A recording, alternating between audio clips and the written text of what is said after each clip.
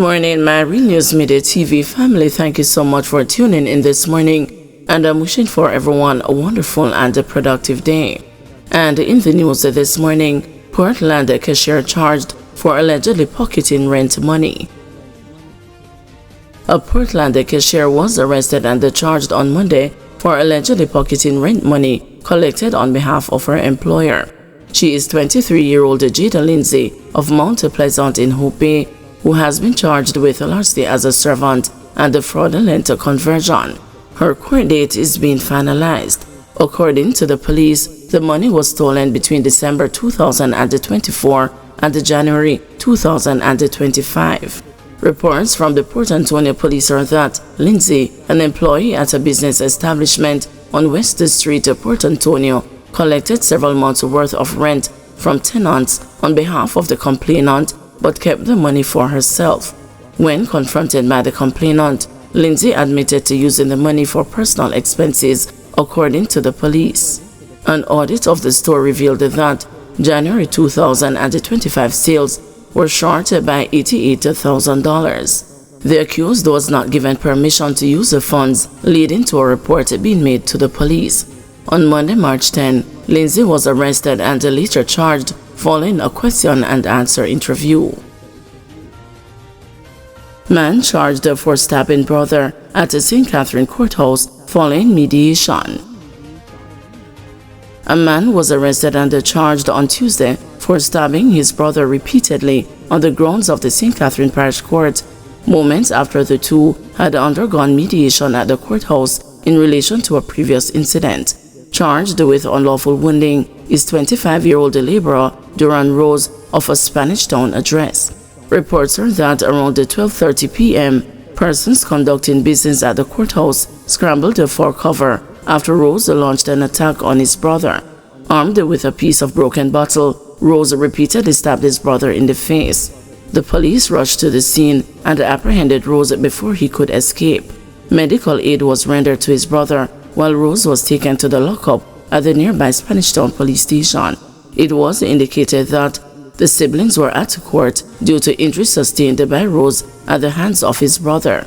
It is reported that they had agreed to take the matter to mediation, and while they were about to return to court to report on the outcome of the talks, the attack took place. Soldier on rape charge wins appeal for bail.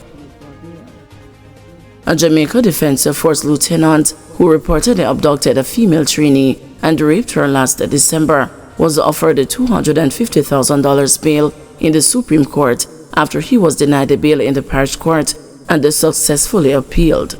The 30-year-old soldier was offered a bail by Justice Tanya Motte-Tollereed on February 26 on charges of rape, forcible abduction, and indecent assault.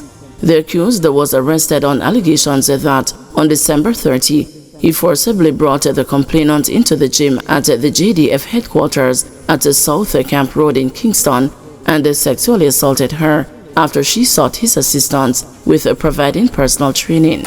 He was subsequently brought before the Kingston and the St. Andrew Parish Court on February 5, but was denied a bail by Parish Judge Natalie Banks Miller because he would abscond the bail and obstruct the course of justice. As a result, he appealed his denial. His attorney-at-law, DeAndre Buchanan, argued during the hearing that the prosecution had failed to present any evidence to substantiate the reasons for refusing his client's bail. There was nothing presented before the court to suggest that the defendant would fail to surrender to custody as he has been cooperative, and there was nothing to suggest that he would interfere with the witnesses he submitted. The judge, following the hearing, ruled in favor of the soldier and offered him bail on condition that he surrender his travel documents with a stop order in place at all ports and report to the police station 3 times per week. Another condition of his bail was that he is to reside in Spanish Town, St. Catherine. The soldier is to return to court on March 21. Senior cop battles illness as he resumes the testimony. Deputy Superintendent of Police Kevin Francis, whose absence derailed Monday's scheduled sitting in the trial of the 3 police personnel charged in the Maria Dean beaten death case, was back on the stand on Tuesday, but it was clear he was not well as he struggled through his testimony. Francis, who is the prosecution's second witness in the trial of Corporal Elaine Stewart and the constables Juliana Cleveland and Marlon Grant, began his testimony in the Westmoreland Circuit Court last Friday, but was not available to continue on Monday after he called in sick.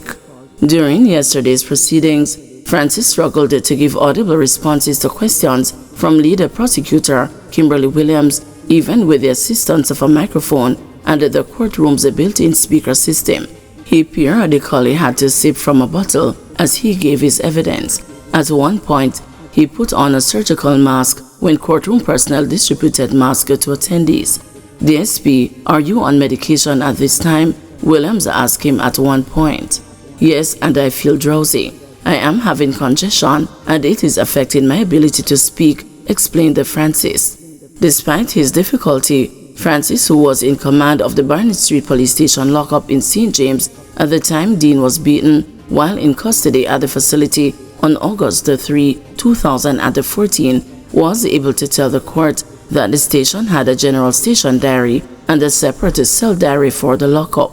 He explained that, depending on the layout of certain police stations, there may be 2 diaries as opposed to just 1 if the cell block is a significant distance away from the main station building or guard room. Francis also told the court that the sub-officer in charge of the station would give regular briefings to the officers on duty as it relates to the police force's use of force policy and the welfare of prisoners in custody. The welfare of prisoners involves their safety, ensuring that the checks are made and the visits are done to see if they are alive and well, and it also speaks to ensuring their meals are served on time. Prisoners' safety also refers to ensuring that they are properly locked away inside their own cells, said Francis. Presiding High Court Justice Courtney Day eventually adjourned the trial until this morning, when Francis's evidence-in-chief will continue. Stewart, Cleveland, and Grant are charged with manslaughter and misconduct in a public office under allegations that they were the personnel on duty at the Barnett Street Police Station lockup at the time when Dean was beaten. Dean died at the Cornwall Regional Hospital 3 days later. Stewart, the senior officer in charge at the time of the incident, is also charged with perverting the course of justice. She allegedly ordered the cleaning of the cell where the beating took place before investigators from the Independent Commission of Investigations arrived. KSAMC purging its payroll to prevent fraud and corruption. The Kingston and the St. Andrew Municipal Corporation is carrying out a major purge of its payroll of people collecting monthly paychecks under the guise of being employees of the Municipal Corporation. This was disclosed Tuesday by Mayor of Kingston, Andrew Swaby. Speaking at the monthly meeting of the Municipal Corporation at the Jamaica Conference Center in downtown Kingston, Mayor Swaby said his administration has embarked on a campaign to crack down on corruption, waste, and fraud at the KSAMC. There are persons on the payroll of the KSAMC who have never showed up to work but receive full salaries.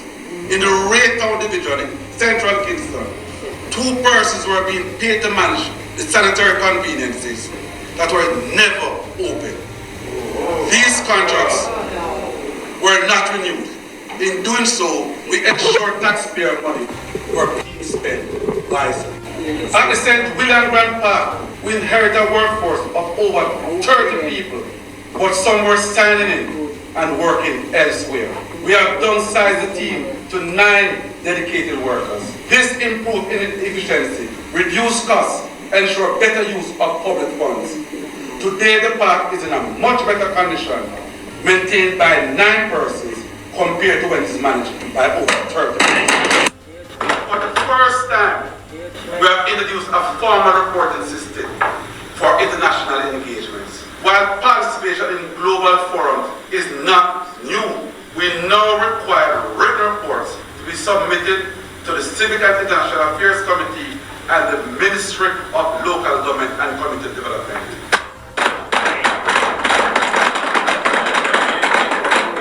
This is required even when trips including accommodation are funded by our international international partners who extended the invitation. Guys, thanks for watching. Please join us this afternoon at 2 p.m. for another news update.